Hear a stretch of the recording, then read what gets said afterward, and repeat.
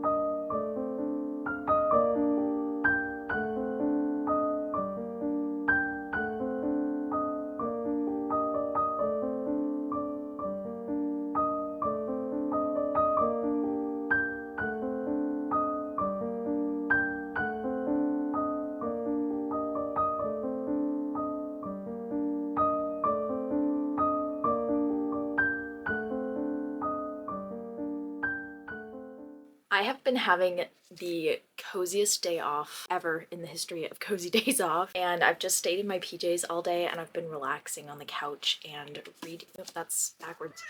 Reading, yeah, with my girls, yeah. And I actually just ended up finishing Where Darkness Blooms. I've got to say, a lot disappointed in this one, honestly. The atmosphere was amazing. I think that it was such a good idea, and the concept of flowers being able to hear you and being like creepy kind of sentient beings, super, super cool and like creepy, right? And you'd think that this book would be super creepy. I mean, look at the cover. Like, that looks... Thank you, Aaron. That looks horrifying, but like, it just didn't deliver. I found it was told from too many point of views and the characters kind of got muddled together, and that, sorry, Awen's just knocking over books. Yes, you are. And so everything kind of got like kind of confusing, and then because of that also a little bit boring. It was hard to follow at times. And then also just like, where was the thrill in this thriller? Because like I was thinking I was going to be like on the edge of my seat, could not wait to find out what happens. Very good idea, just not executed in a way that I found very interesting. And then also I just feel like it felt very YA. I didn't know if this was YA or not going into it, and apparently it is, but I don't know, it feels like it's YA but trying to be like mature YA. I think it would have gone better if it was just adult horror. I feel like maybe the author then could have added creepier subject matter into it. I don't know. It was definitely disappointing. I'm kind of sad about this because I was really looking forward to it. It sounded so cool. It just ended up not being my cup of tea, unfortunately. But now I actually have two things that I want to get to. So the first one is this cutesy little graphic novel called One Cup at a Time by Matt Tarpley. And this is my boyfriend's, and he's been trying to get me to read this for like a couple weeks now. So I promised him I would get to it, and I have to keep my promise, obviously. Also, it just looks like the cutest, funnest, most fun,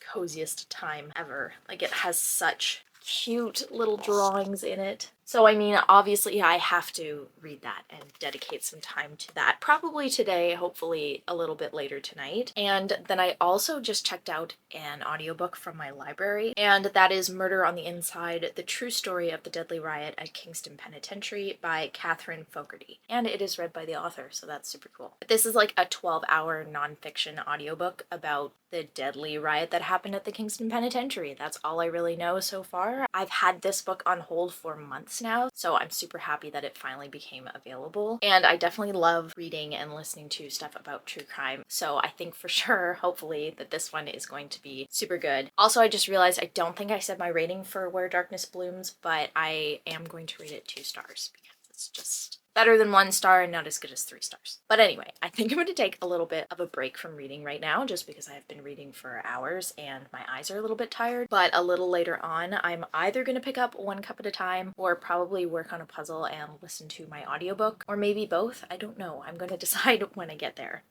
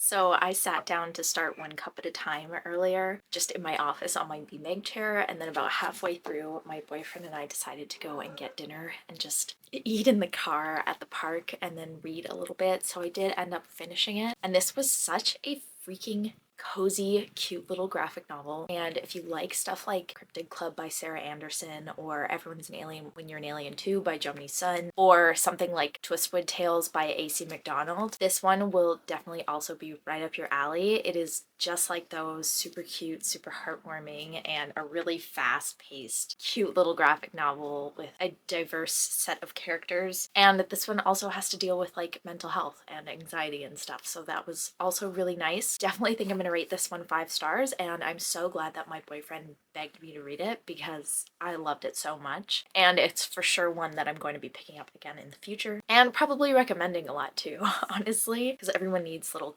cute cozy graphic novels in their life, and I will die on that hill. So I also started Murder on the Inside last night while I was doing a puzzle, and I am now 13% of the way through and loving it so far. It is actually really interesting. The author has obviously done a lot of research on the Kingston Penitentiary and like the judicial system and like penitentiaries and like prisons and stuff throughout history in Canada. But anyway, almost 15% in, and I'm already really loving it, and I'm wondering where the heck this is gonna go and what else could possibly happen that would make this any more interesting, because at this point she's already talking about the riot that happened at the Kingston Penitentiary and she's starting to kind of go into detail. So obviously like she is going to piece it together like probably minute by minute, hour by hour sort of thing. I don't know. Super cool. So I am super excited to continue that one. And then I also just received an ARC called Always the Quiet Ones by Jamie Lee Son. I think that's how you say that. I'm so sorry if I'm not pronouncing that last name properly. But this one is like a psychological thriller. It has to do with a murder pact and is also giving like feminine rage vibes. So definitely one that I feel is going to be super like suspenseful and gripping, and I can't wait to get into it. But I do think I'm probably going to start it like tomorrow or the next day, because for the rest of today I kind of want to just finish my puzzle and listen to more Murder on the Inside, and then also maybe like take a bubble bath or something while listening to that and just kind of have like a chillax sort of day.